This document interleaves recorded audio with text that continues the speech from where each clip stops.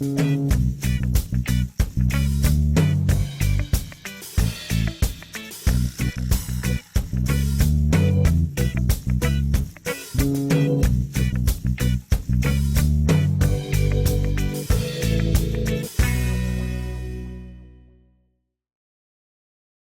good to go, boys? Okay. Well, first of all, I want to thank everyone for coming today. I am Marcus Bubbleman Richardson. I'm here with my partner, Tony Verzura from United Cannabis and Blue River Extracts. And I guess we're going to talk to you guys a little bit today about the glandular trichome, a little bit of the science of the glandular trichome. I'm hoping, as I didn't bring a presentation, that you guys know what a glandular trichome looks like. If you don't, pull out your phone, go onto my Instagram account, BC Bubbleman. I have a ton of them on there. I take extremely close-up macro photographs of these glandular trichomes, and in essence, they are the essential oil secreting glands of cannabis that secrete all of the phytocannabinoids as well as the terpene and terpenoid profile that we, of course, know and love, all the smells and the tastes. And so I guess I'll give you a little bit of a history how Tony and I came together. We share a similar vision in quality and in standards. I've been doing the bubble bags for the last 17 years, teaching people how to extract their resin glands using water and ice to a 99% glandular trichome head ratio.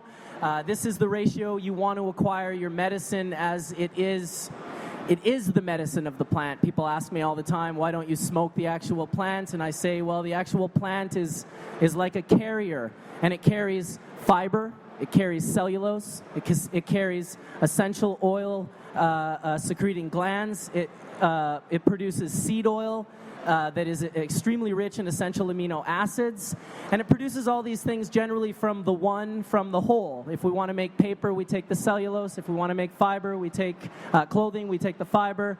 If we want to use medicine, of course, we take the glandular trichome head. And so it was really in my passion for following the glandular trichome head, teaching people how to isolate it, that I met Tony, who's doing very similar things to me, but in a very different way. Tony was responsible for founding River Rock in Colorado with his partner. He's no longer a part of that, but he was a big part of it. And he created some really incredible things during that time. The Act Now program, which is the activated cannabinoid therapy program that he does with his Prana line, teaching people to microdose cannabinoids suspended in terpenes in extremely small milligram doses, and really teaching people how to saturate the endocannabinoid system rather than guessing with an actual visual map or landscape that is created by empirical data, people feeding the data about their sickness, about the strains. Information going back and forth into this program created this digital landscape for specific cannabinoid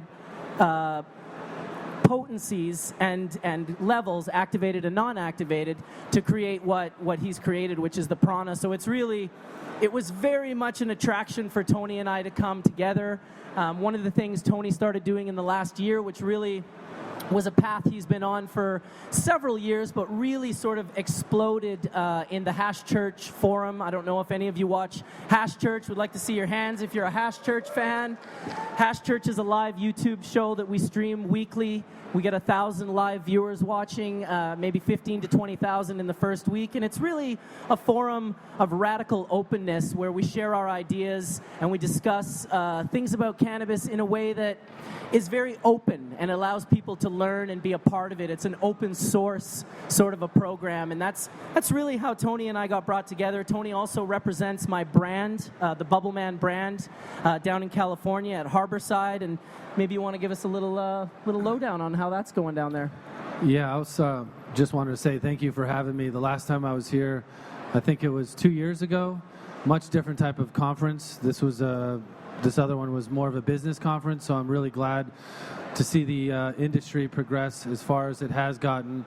I understand that everyone's still going through the 3 tiers, LP, dispensaries, and individuals, all having different types of constitutional rights, if you will, here, and you're finding your way. So I know it's also a hard struggle when you're doing that. I've started with this plant since 1996 and have been treated like a criminal since. My background is I started when I was in a couple car accidents in 96. They prescribed the wonderful oxycodone to me. And I dropped about 150 pounds. I couldn't eat, I couldn't sleep, constantly constipated, and I started to smoke cannabis. I started to use it in edibles, and was able to get myself off of opiates. And since '96, I have no longer used anything, not even a Tylenol, for my condition. I was also in. Yep, thank you. Appreciate that. Yeah. For those out there using cannabis in substitute of opiates, it's 100% possible. There's quite a bit of an illusion that goes on. I don't not subscribe to using cocktails or pharmaceutical grade cocktails when you're going through a surgery, back surgery, a knee surgery, brain surgery, heart surgery. Probably don't want to smoke a joint before you go to one of those surgeries. So there is a place in the world for pharmaceutical types of cocktails or drugs that they can use in those small, short window terms. But in the long term use, it's something that's going to break down our body and ultimately cause a lot of side effects and a lot of other conditions and organ failures, all kinds of things that will happen to us. So in the long run, we have to search out for something that's alternative, something that's homeopathic, something that we could turn to first, exhaust all of those things. So diets, foods, things that we put into our body, anything that you feel in the essential oil-based world, I feel that we as society should exhaust those first, try the natural path, and then explore the other ones. If you're dealing with cancer, you're dealing with life-threatening diseases and things like that and ailments, obviously I'm not going to be the one that says to use cannabis as an alternative for cancer, but we have about 3,000 patients on our current program.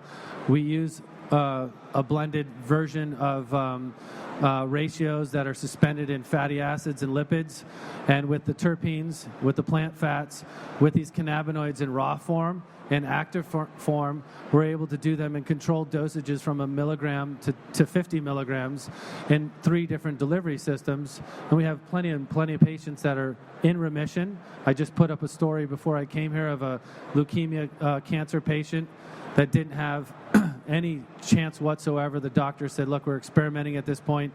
You're going to die. The kids brought in our products. In 3 weeks, they released the patient. He's still in remission today from November. This happens quite a bit with cannabis, and it's these bioassays and these observational data that we can't ignore. And so for 4 years, I developed an EHR, electronic health record software, a platform that's free to patients. It's supported through nurses and doctors and scientists. One of those scientists actually was from Calgary, discovered stem cells in 1988, and is one of our lead scientists. And what we wanted to do was provide products that were 100% plant-based, that utilized all of the terpene profiles, these cannabinoid profiles, and delivered it in a very pharmaceutical base, but taking, as you say, the farm out of pharmaceutical and putting the farm back in. Yeah, taking the harm. Pharmaceutical is spelled P-H-A-R-M. If we take the harm out of pharmaceutical and we spell the word F-A-R-M, we can put the farm back in pharmaceuticals. Yeah. So that's really key. And so, both of our nations are going through those growing pains. We've got 28 experiments going on, as I call them. Colorado, California, Oregon, Seattle. And the media and the news and the politics, they are very crafty in the way that they can finesse the different messages that are out there. And the message is still the same. We're still dealing with prohibition, and we're still being treated like criminals instead of patients.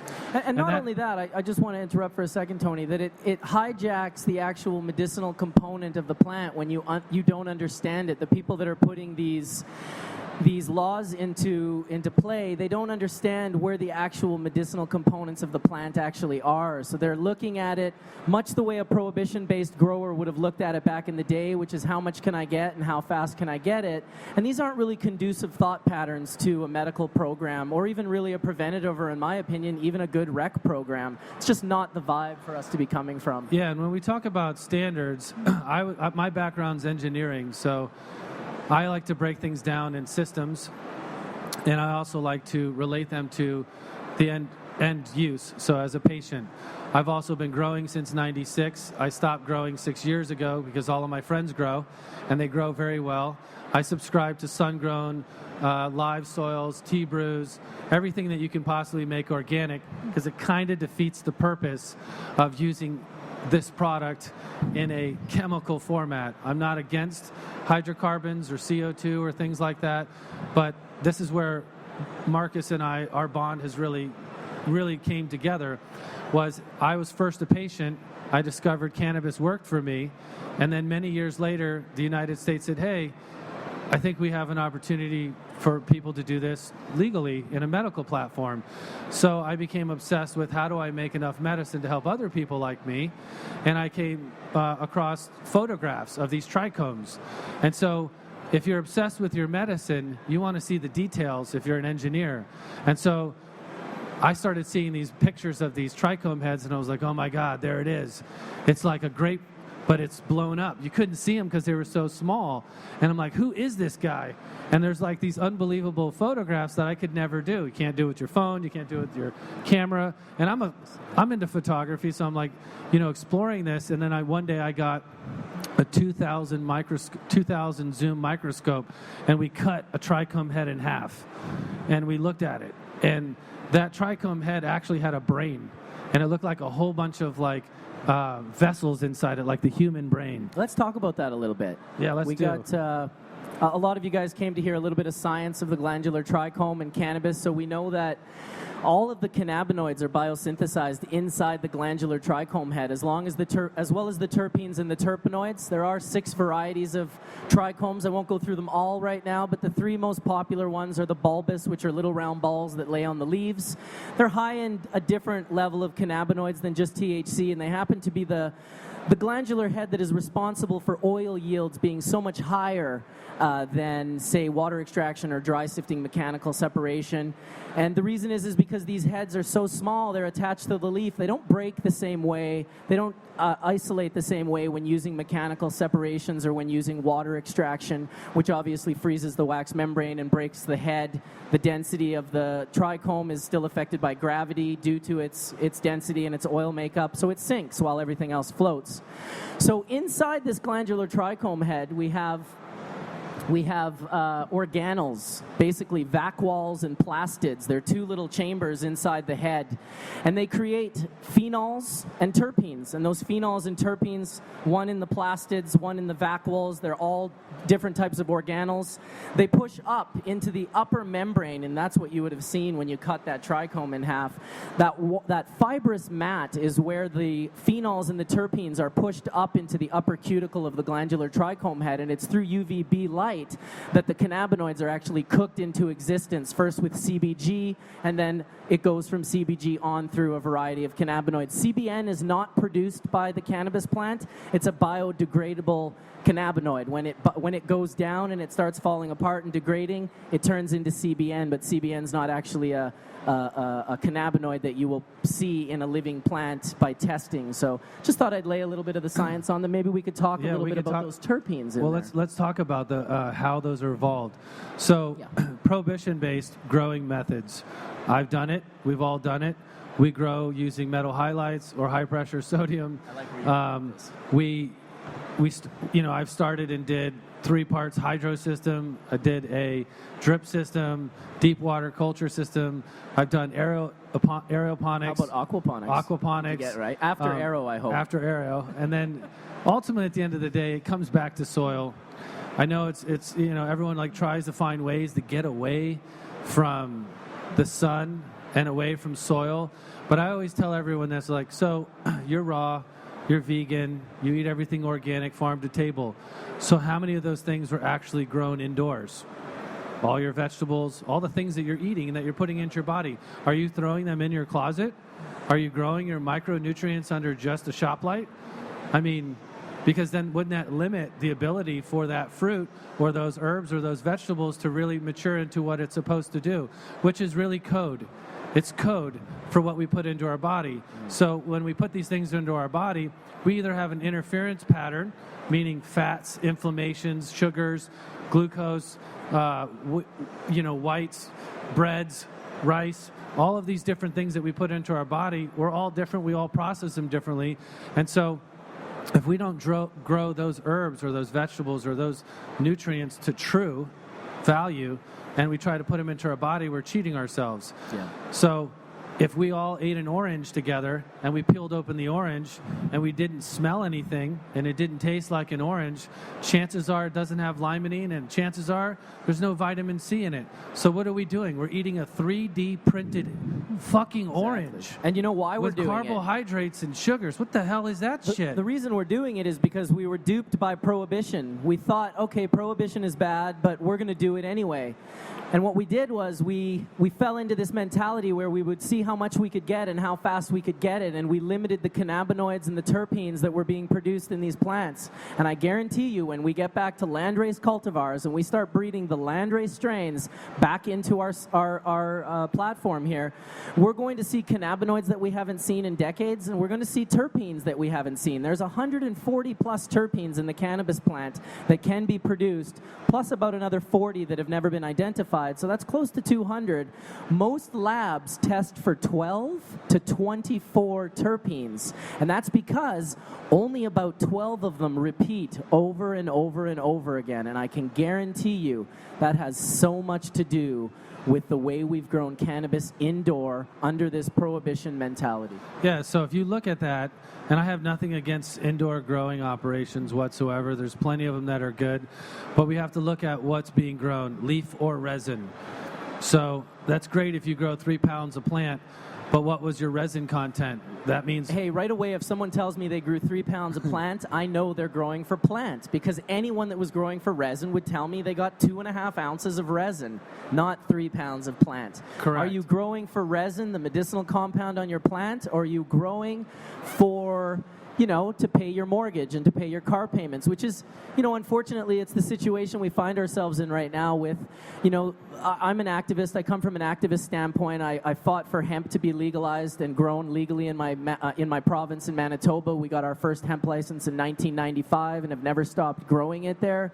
I've been deeply involved in this industry, and I think it's unfortunate to see the way the legal mechanisms and the illegal mechanisms are unable to somehow meld together and work together. It's all this, it's Health Canada in the middle convincing dispensaries to hate LPs and LPs to hate dispensaries, and we really, really, really need to stop doing that, because the only way to conquer a people is to divide them. And we do not need to be divided. LPs and dispensaries are doing the same great job. They're giving access to patients, and that's something we need. So I just wanted to kind of say that, a little outside of the science version. Yeah, no, but that's okay. It all comes together, right? Absolutely. So when you look at, we've grown, in my experience, I would say 500 pounds a month for the last, I did that for like 6 years. 300 lights indoors, 20,000 square foot in greenhouses, and now as it's evolving, I'm getting more away from that and just focusing on processing resin into products, because that's really where my passion is. But really, when I look at it and I pull back and I say, okay, what's really the best form for this plant for growing the medicine and the terpenes? It's sun-grown, greenhouse, all organic, with supplemental lighting. That is the future of cannabis, whether you like it or not. And the reason why is because ultimately, when you find something that works and we produce a medicine for people, we have to get it insured.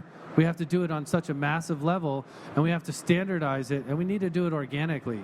And so those things come together, and that's really what the key is. And so the best price per pound for your resin is going to be in a controlled greenhouse environment, however that may look. And the reason why I subscribe to that is because I'm looking at terpene profiles. So our booth was set up today with, we had over, I think, 20, I've done over 51 different terpene profiles. Today we had like 12 of them available. I think we're down to 4. But what this was is capturing those essential oils and the terpenes from those trichome heads and doing them from flowers without any solvents. It's kind of like if you took like a grape and you had to figure out how to pop the grape and take the inside out without any THC, and you just wanted to take the essence. And without leaving a footprint, which is very, very difficult. It's where the intellectual property comes into play. You should really sort of point out the difference between the indoor-grown terpenes versus those sun-grown greenhouse terpenes.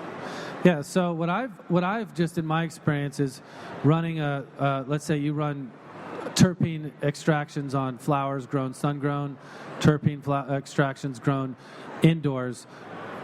Big wide range. So everything I've grown in sun-grown, AC/DC, a Cavello sour diesel, you start pulling these profiles from the outdoor strains, we see 10, 12, 13 of the terpenes that are in the grid pattern of the DNA, if you will. You can come by the booth and check these out if you want to see them. Got them all printed for you. 627. So you'll see like 10, 12, 13, 11.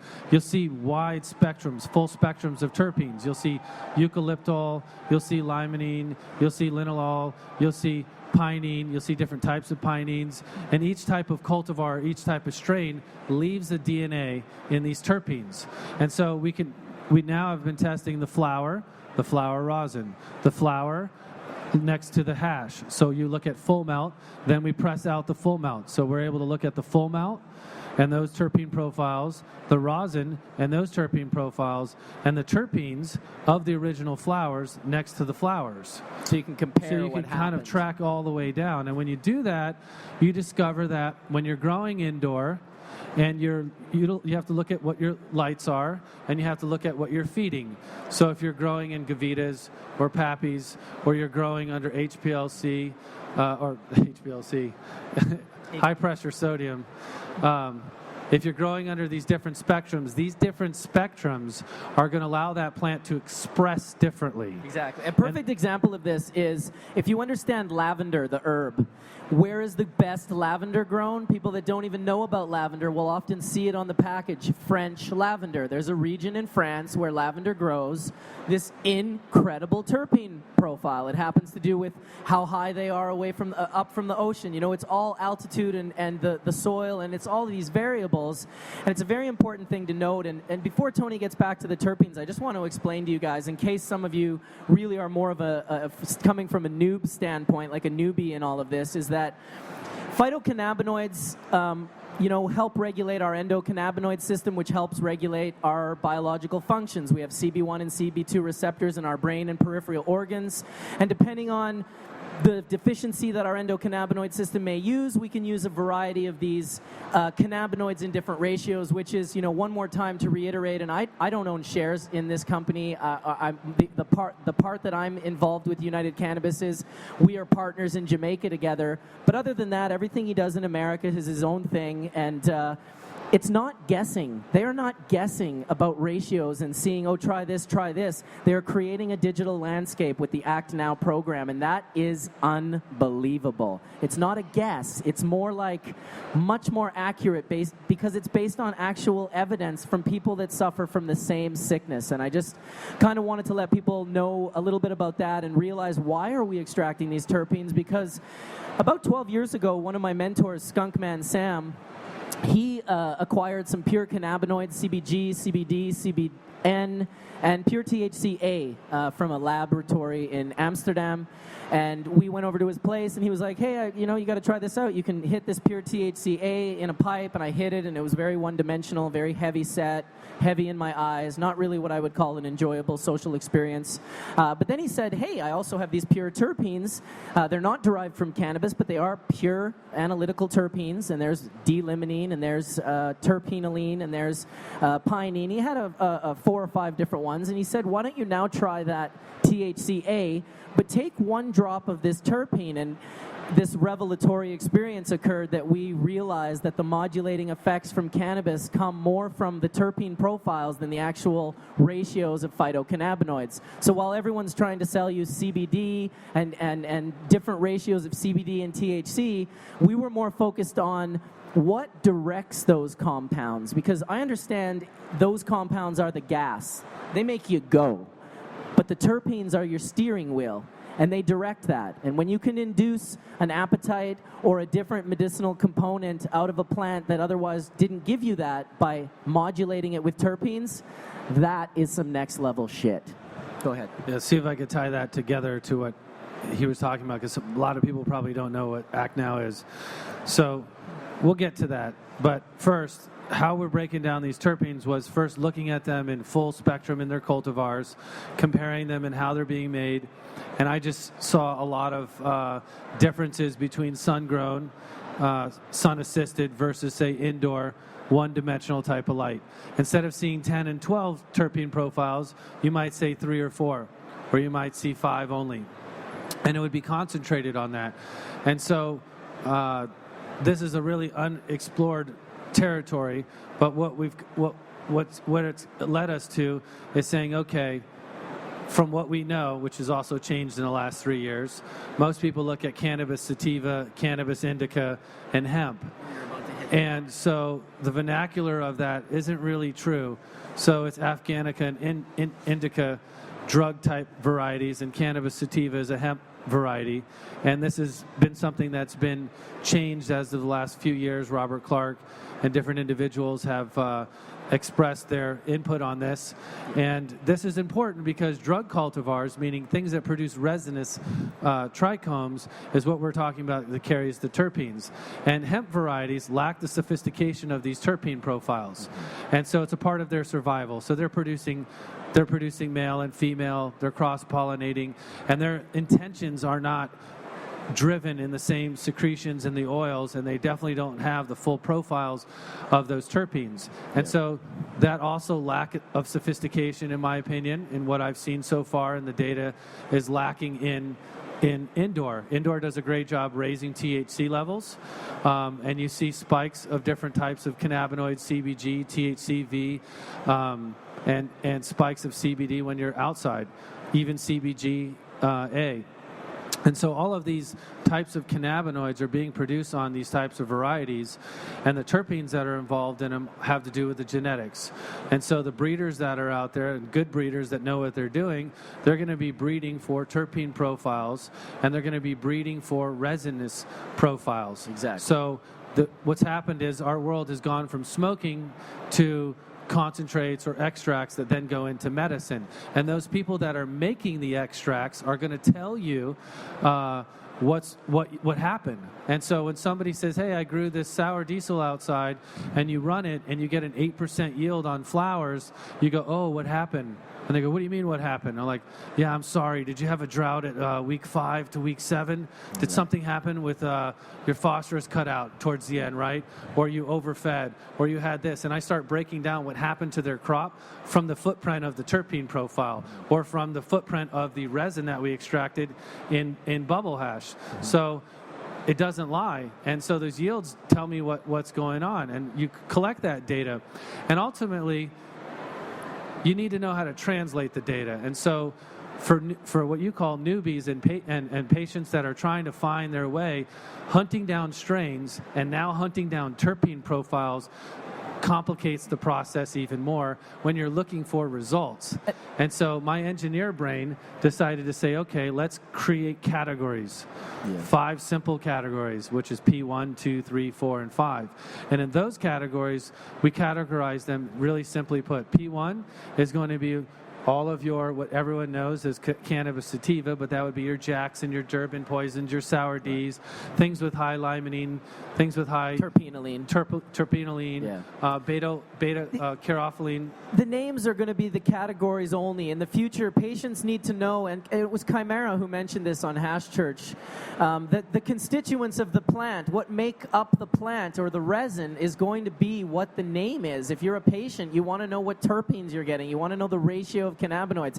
I don't care if you call it Jack Flash. I want to know what terpenes and what cannabinoids are in the end product, and that's definitely going to be the future of cannabis. Names will always be there, but the true name, in my opinion, is going to be the constituents that make up what you're using medicinally. And why are cannabis-derived terpenes important? Well, if we know there's 140 something of these terpenes, and we know there's an extra 30 out there that are unknown, and lavender is one-dimensional, so that flower produces it produces one type of terpene really well.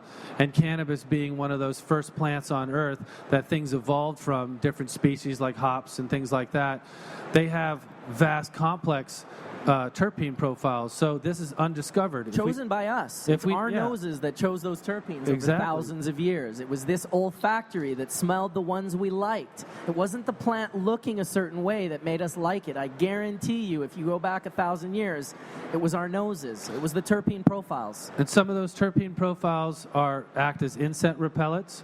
Some of those terpenes act as nutrients. Some of those terpene profiles have different They profound can act as effects. a solvent.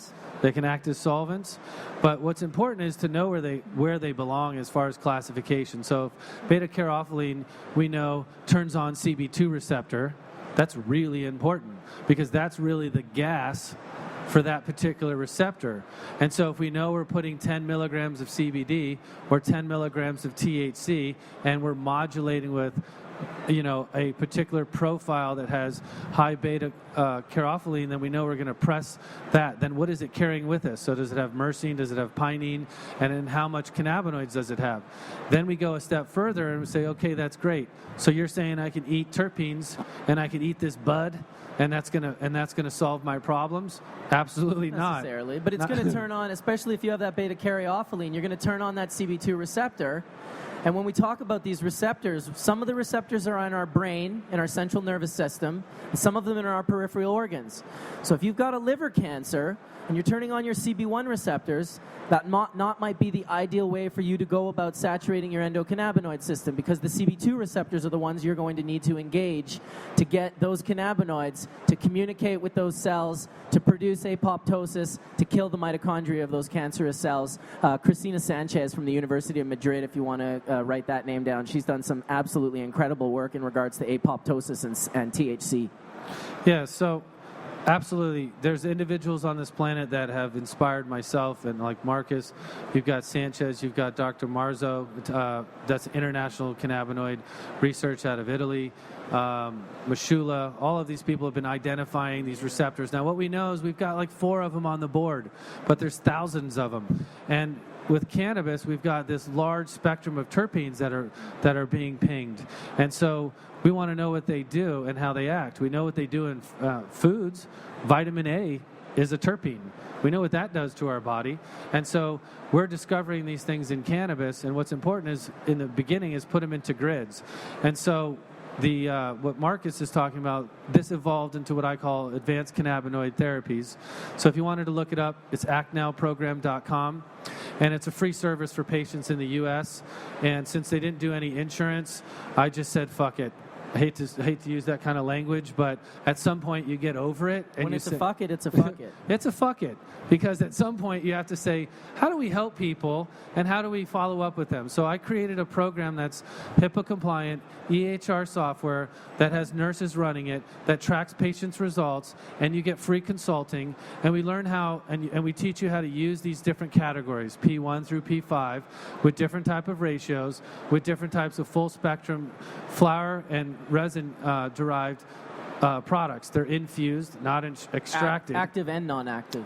In raw form and in active form. And some people would be like, why would you give me the raw form of THC-A and CBD-A together? Well, most doctors and scientists, they think that it has to be activated. So our edibles, RSO, all of these types of oils that we're putting into our body in its activated form is what they're thinking is actually pinging the CB2 receptor. So what happens when you eat an edible, a 10 milligram edible, it's a long chain, and the way that works is it gets broken down in your small intestine, large, and goes through the liver. And so if we're eating it, or if we're eating raw THC oil, or we're eating edibles, we have about a 95% loss in bioavailability. So there's 5% bioavailability. So if I'm eating a 10 milligram edible, it feels like 0.5 milligram. And so on our website, we put on there, we have not only the services and the programs on there, we have links to scholarly articles and publications, because many patients are always looking for proof and evidence in pancreatic cancer, breast cancer, ID1 gene, proliferation of THC. So I put all of the reports that I could find out there, the entourage effect, how terpenes work with those things. You know, the only thing I wanted to add is Tony's saying a lot of stuff that some of you may understand and some may not. When he says activated, we're merely talking about removing a carboxylic acid ring from the THC-A molecule or the CBD-A molecule. All cannabinoids come in acid form, so they are THC-A, CBD-A, CBG-A. It's a carboxylic acid ring that can be removed with a certain amount of heat applied. So that's what he means by activated. THC-A is obviously non-activated, but there's still medicinal benefits, and THC minus the carboxylic acid ring is activated, and you're going to feel the effects when you eat it, when you put it on your skin. Smoke a joint, as soon as you light the lighter, you're fire, activating it. That's it. The fire activates it. Most people didn't understand that. Courtney was Christy. No. The guy that does the juicing. William Courtney. William Courtney, Dr. William Courtney. Great guy. He was an inspiration for me a while ago. You look at someone juicing leaves, right? And juicing THC buds to get the THCA. Yeah. So William Courtney, just to tell you a quick little bit before Tony gets into it, is he had a 3.5-month-old baby patient who was suffering with a brain tumor the size of a small potato in her head. It was splitting the left and right hemispheres of her brain, and the chemotherapy was for sure going to kill her. And so they started juicing cannabis and giving her cannabis, and I guess it was cannabis. It was a couple of months, 2 or 3 months, and they shrunk the tumor so far out of existence that they decided that an MRI would be unnecessary radiation for her. So she's in remission and has no MRI tumor. itself. Now, it is amazing, and I want to say, you know, the reason we don't hear doctors saying this is because every doctor will tell you, I cannot say that. They will lose their license if they say that, but the fact of the matter is we as a people cannot ignore this information, and Tony and I won't lose shit if we tell you that it can shrink tumors. That's right. So we will. So then I said, okay, well, everyone's a little different. And the patient story that we did, this guy was in a VA hospital, military, completely against cannabis. His kids snuck in non-active, 50 milligram 3-to-1. This is a leukemia patient? Yep, Yeah. This recent one, and activated 1-to-1. And, you know, snuck that into the hospital. 3 weeks later, I was explaining, went into remission. I didn't really want to film the story, so I waited from November until last week to film it, just to make sure, because, you know, when somebody walks in extremely ecstatic and happy, and like, it's shocking for us as well, and so we want to make sure that we have the right information. This has happened many times, hundreds of times, but you can't ignore this. And so what happens is you have to figure out how do you create a use for that. And so suspending it into infusing it and suspending it into fatty acids and lipids allows for bioavailability increase to 300 and 400%.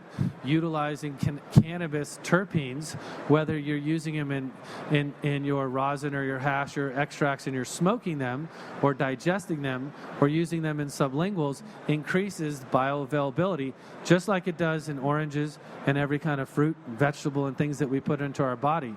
And so I feel like the next wave in the future of real medicine, especially here, is, you know, figuring out how to, you know, educate the public first on that. So you've got breeders and you have farmers, and, you know, the wave of just breeding CBD genetics, it's kind of like ready for the next chapter. We need to breed CBD genetics, drug cultivars that express specific profiles of terpenes so that we can maximize the bioavailability in the medicine that we're making. So if the government decides to restrict you to 30 milligrams per capsule, then you say, man, if I was just eating a 30 milligram edible chocolate bar, I've lost 95% of that medicine. But if I'm eating a 30 milligram capsule, like what we're creating, then you're getting an increase in that bioavailability. So we actually only use 10, 20 milligram capsules, and 50 milligram capsules is our max. I personally don't eat the 50 milligram active capsules because it feels like 350 milligrams, and I don't do well with edibles. So that's why I was very keen on microdosing. And after talking to our scientists and different doctors, when you look at sublinguals and you say, okay, I can give you 400 dosages in the power of your fingertips at 1 milligram dosages. You look at cannabinoid pharmacokinetics that's done overseas in Europe, so you realize that when somebody eats it or somebody smokes it or they use a sublingual, you can see the bioavailabilities, but you could also see how well it absorbs. So crossing into the glandular underneath your tongue, doctors can subscribe to that. They understand that. They're like, okay, I'm giving 1 milligram dosing. I'm administering it as a sublingual, and I can work this way up. A new cannabis patient, instead of jumping into a 500 milligram magical brownie that's going to take them onto a trip for 2 days and probably they'll never use cannabis again, we start with 1 milligram with 1 unit. So if somebody says, I have pain, and that's all you have? You just have pain? You have neuropathy or pain? You don't have trouble sleeping? No. You don't have IBS? No. You don't have tumors? No. You just have pain? Well, that tells us category 1, THCA. If you're brand new to cannabis and you're sensitive, we go raw. And so by suspending this into plant fat, we're able to get the raw cannabinoids into the body, just like with the juicing that you were talking about. And building up a proper saturation. If someone needs a massive dose, it's best to build up to that. To give someone a gram of resin in one shot, that's, especially if you're eating it, there's something that happens in the liver when we consume cannabis. It goes into our stomach and then it metabolizes in our liver. And THC in particular metabolizes into a metabolite called 11-hydroxy metabolite. And it is extremely powerful. For anyone that thinks they've graduated from edibles because they've smoked a joint, they quickly learned that they did not graduate from edibles once they ate that brownie, and they were like, wow, this is a real serious thing. So that's another thing that could be very uncomfortable for patients, and it's why it's one of the things I'm really stoked about the Prana and the Act Now is that it's this microdosing, 1 milligram drops under the tongue. You know how much that is? Most edibles are 35 or 50 or 100 milligrams. Some are 250. Some are 500. I've seen 1,000 milligram edibles. Those will knock you out. Those are not really what I would give to grandma. Yeah, and they're just it's taxing on the body, you know. So these are things that we're coming and you're advancing, and so. The possibilities are really unlimited in the sense of how you can combine things. So there's other studies out there combining black tea with fatty acids, lipids, cannabinoids, terpenes. That increases bioavailability. So just think about like how superfoods, or if you look at alkaline chart of foods and you say, okay, kale, Himalayan salt, cayenne pepper, all of these things that are considered superfoods are very high on the alkaline, and things that are generally bad for us are very low and acidic. And so when you're dealing with cancer and things like that, we want to... Lots of theories say cancer can't survive in a high alkaline diet. And all of the patients that we work with, as well as myself, as I try to recommend that, is say, okay, let's strengthen our body and our mind and our health to be as good as it can. And you look at foods and it works the same way. And so when we look at the future of that, it's saying, okay, we've got this wide spectrum of terpenes, we've got this organic resin, we've got these categories, and we're putting them into suspended fats and delivery methods. And then the next chapter to that is how do we incorporate into the mainstream, into other medicinal foods? Because that's really what cannabinoids are. They're medicinal foods. Yeah, they're actually essential. They are essential. If you understand that essential amino acids are the building blocks of endocannabinoids, the cannabinoids that we produce endogenously in our body, that is why they're called essential amino acids, because we need endocannabinoids to survive. It regulates our endocannabinoid system, and in turn, that system regulates both our immune system and our central nervous system. It puts them into homeostasis. And so it's a very important thing for people to learn. We don't have much more time to talk. I really wanted to end it on letting you guys know to not be afraid to share this information with anyone that you know, whether it's for a preventative aspect, a recreational, someone that's stressed out and needs to relax, someone that needs it for medicinal purposes. Don't be afraid like doctors are to share this information, because it's the right thing to do, and there's nothing more important to a terminal patient than hope. And if you can give hope to a terminal patient, you've done a great job. Thanks, everyone, for listening. I really appreciate it. You make some questions? Yeah, we could hit maybe a few questions, but I want to make sure we leave the time. It's 3:50. You wanted 10 minutes? 2 questions we'll take. So if you want to... Brain trauma. Okay, so that's a good one. Real quick. So difference between CBD. Yeah, so we created one called P5. So that's that's activated CBD with AC/DC terpenes. And so that terpene profile modulating CBD. And so that's when people think of CBD, think of anti-inflammatory, think of improving cognitive function. It's really good for brain trauma. If you wanted to pair that in a non-active, you would do like a 3-to-1 CBDA to THCA. That'll be the best for repairing cognitive function and post-brain trauma. So sleep problems, that's our P4. So in large dosages, we use CBD and CBN. So that combination of CBD and CBN is really good for inducing sleep. Why? Because when THC is degraded into CBN, that breaks down into a byproduct like Marcus was talking about. That's the ocular feeling. If some of you that are as old as I am have ever smoked what was called regs or swag, maybe the worst you ever had in Canada was BC Bud, but in the United States, we had Mexican swag, and that stuff made my eyes go like this. Paraquat. And it put me into couch lock. That's that is THC converting into CBN in a long-term process on the plant after it's dead. And when you smoke it, it's very like sedative. So what you could do for yourself, like if you weren't able to buy these products, is you could take a coconut oil, you could crock pot it, you could take a heavy indica, something that people are like, oh, this is really like heavy. You could make a nice extract with it and eat a tablespoon or less right before bed, and you'd sleep like an absolute baby. You don't actually have to smoke it.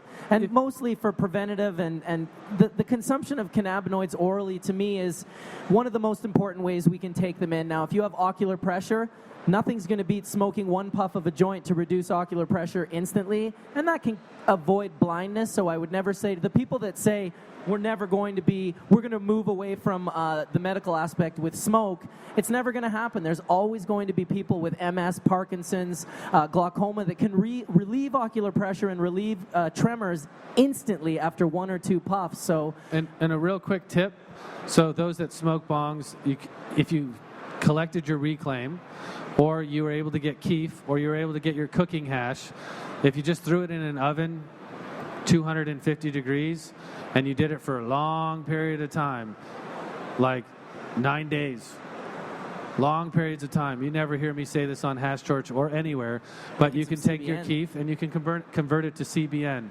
And so I've done full conversions of keef into CBN with like 250 to 270 degrees. If you did it quickly, like and you were trying to cook it on a pan, on the stove, it would go from being light brown, then it would go to like a chocolate coffee ground kind of color, and it would get really dark. You could do that with the coconut oil. Now you have CBN.